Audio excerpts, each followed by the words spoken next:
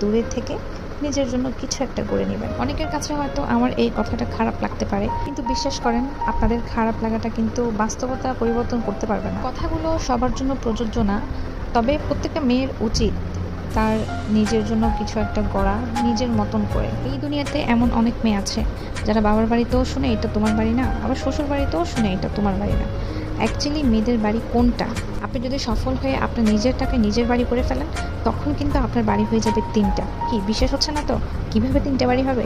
যখন মানুষ সফল হয়ে যায় তখন তাকে কিন্তু সবাই ভালোবাসে। আর আপনি যদি সফলভাবে আপনার বাড়িটা করে নিতে পারেন, তখন বাবার বাড়ির মানুষও বলবে এটা তোমার বাড়ি, শ্বশুর বাড়ির মানুষও বলবে এটা তোমার বাড়ি, আর আপনার নিজের বাড়ি তো থাকবেই। তাহলে কয়টা বাড়ি হলো বলেন তো? 3টে বাড়ি। সত্যি কথা বলতে আমার মনে হয় মানুষ কখনো মানুষকে ভালোবাসে না, মানুষ ভালোবাসে সফলতাকে, টাকাকে, ফেস ভ্যালুকে।